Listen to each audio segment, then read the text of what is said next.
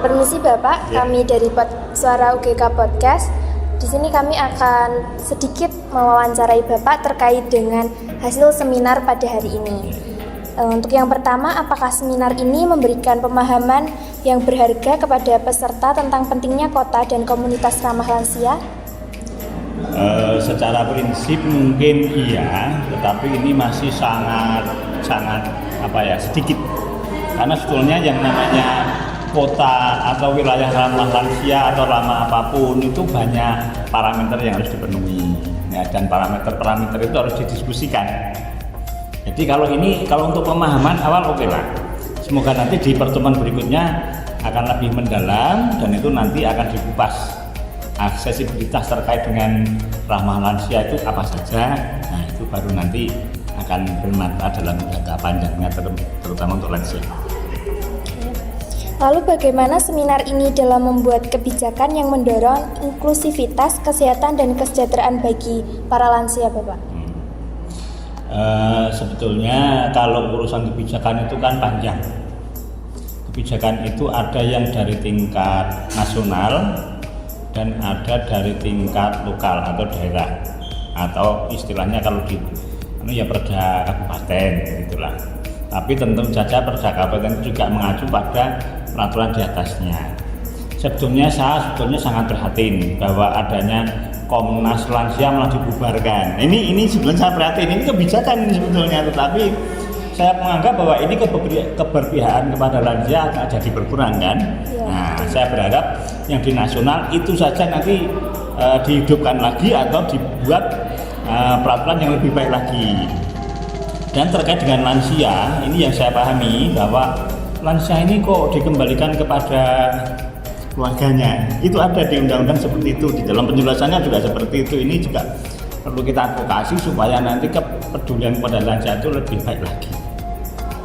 Jadi, tapi kita beruntung di DIY, di tingkat daerah istimewa Yogyakarta masih ada Komda Lansia yang ini, dan perda terkait lansia itu ada di DIY. Nah, di Gunung Kidul tadi sudah disampaikan dari Dinsos bahwa ada perda terkait lansia yang tahun 2023 kemarin diresmikan. Saya tadi buka di media sosial juga sudah ada.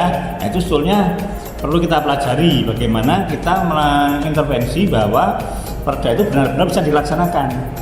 Kalau urusan aturan di Indonesia sudah banyak, sudah baik, tapi pelaksanaannya itu yang perlu kita cermati bareng-bareng. Nah, kita sebagai aktivis, nanti tentu saja kita akan mencermati hal itu supaya ini bisa benar-benar diimplementasikan dan berpihak kepada lansia.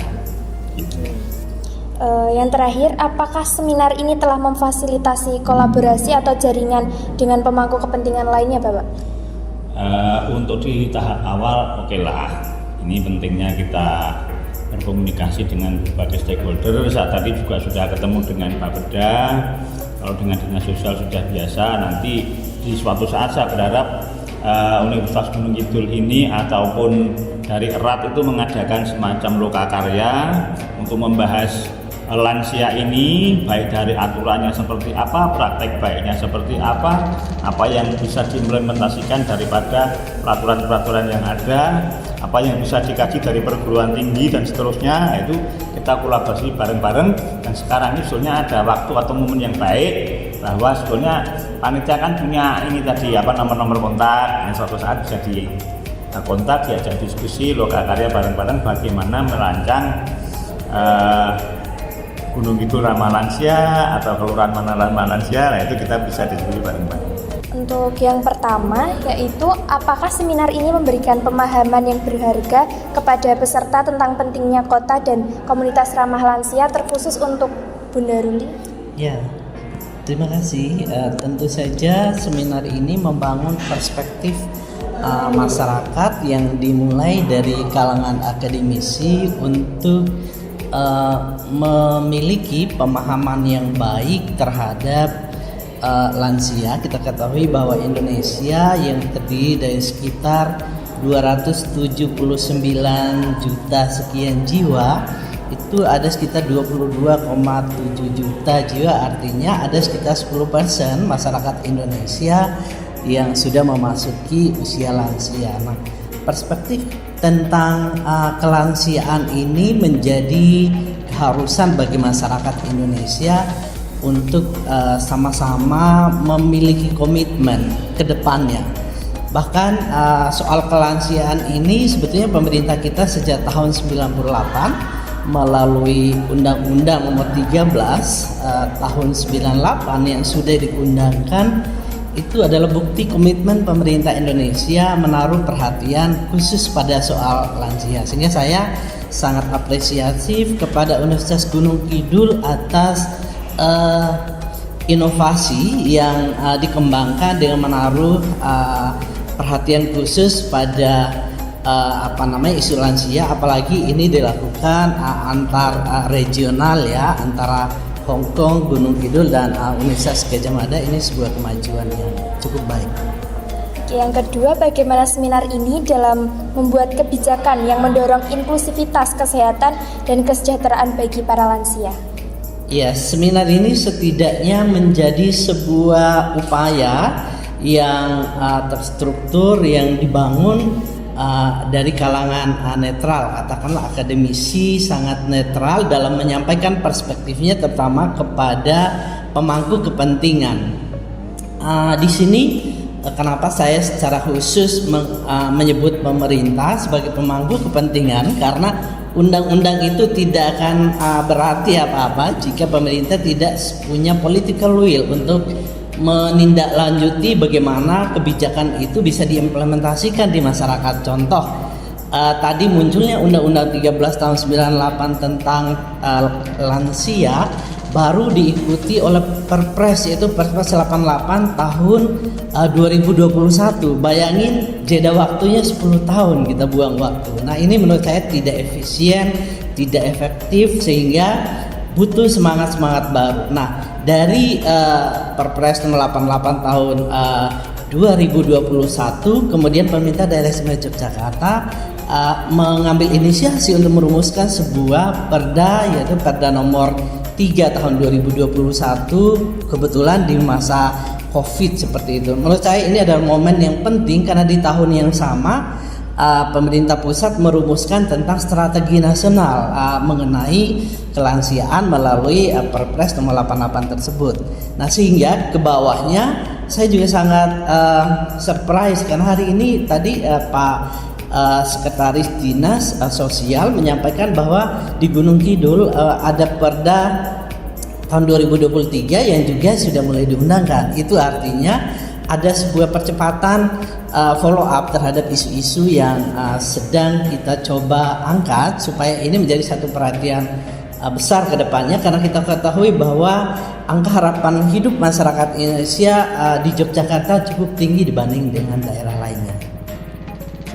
Kalau menurut Bunda Ruli ini, apakah Bunda Ruli memiliki inisiatif atau kebijakan apa yang dapat diberikan berdasarkan pembelajaran dari seminar untuk program Kota Ramah Lansia ini? Tentu saja, seperti yang telah disampaikan tadi oleh salah satu lembaga swadaya masyarakat dari Kinasih ya, ini adalah sebuah inisiatif yang sangat baik karena pemerintah ini bisa menjadi kuat secara program-programnya jika lembaga swadaya masyarakatnya juga diperkuat. Peran-peran kemasyarakatan itu harus terus ditingkatkan karena pemerintah tidak bisa bekerja sendiri, memerlukan pasangan institusi, perlu bekerja secara komprehensif dengan lembaga-lembaga swadaya masyarakat dan institusi riset dengan universitas dan seluruh komponen masyarakat, karena seyogianya bahwa terkait dengan isu kelansiaan itu bukan aspek baru dalam kehidupan bernegara kita, bahwa itu adalah bagian yang terintegral dari kehidupan masyarakat kita. Sebetulnya pemerintah sudah mengimplementasikan beberapa polisi dan kebijakan yang baik dalam sejarah implementasi perhatian pemerintah terhadap lansia, misalnya dengan menghargai mereka yang purna tugas sebagai pegawai negeri sipil, Polri ataupun TNI, mereka memperoleh semacam pensiunan. Kalau bisa itu juga bisa berlaku buat masyarakat umum, bukan hanya kepada PNS, Polri dan angkatan bersenjata. Itu beberapa negara telah melakukan itu. Nah, tadi ada hal yang menarik terkait dengan presentasi yang disampaikan oleh Badan Perencanaan Pembangunan Daerah, dan itu menurut saya sangat penting sekali untuk di underline apa langkah konkret pemerintah dari teori-teori yang disampaikan tadi itu sangat komprehensif, tapi bagaimana dengan percepatan yang dilakukan, intervensi apa yang bisa dilakukan oleh pemerintah untuk mewujudkan cita-cita ideal yang telah disampaikan oleh Bapeda yang sangat bagus menurut saya. Salah satu pembicara lain dari Basis tadi juga saya ingin menyampaikan pertanyaan, tanggapan, tapi karena waktu, terkait dengan pengelolaan Basis sebagai salah satu sumber fundraising yang sangat besar karena mayoritas penduduk Indonesia adalah Muslim. Tadi sudah saya jelaskan di awal bahwa kita ada sekitar 279 juta jiwa. Kalau Muslimnya 90%, berarti ada sekitar 200-an sekian jiwa yang setiap tahun mereka membayar zakat, infak dan sedekah. Dan kalau ini bisa dikelola dengan baik, tentu akan sangat memberikan aspek well-being pada salah satunya lansia. Kita sangat miris mendengar berita-berita tragis, banyak korupsi bahkan terjadi di Kementerian Agama, di jemaah haji misalnya. Hal-hal seperti itu sangat memprihatinkan bagi perkembangan reformasi kita, sebagaimana yang telah menjadi komitmen kita untuk memperjuangkan reformasi sejak tahun 1998 ini. Semoga kedepannya peran baik dari Universitas Gunung Kidul bisa menjadi semangat baru dalam menyemangati isu tentang kelansiaan. Oke, baik. Mungkin itu saja dari pertanyaan dari kami, dan semoga apa yang disampaikan dari Bunda Ruli bisa menjadi pandangan dan juga menjadi inisiatif baru bagi pemerintah Daerah Istimewa Yogyakarta. Terima kasih. Terima kasih.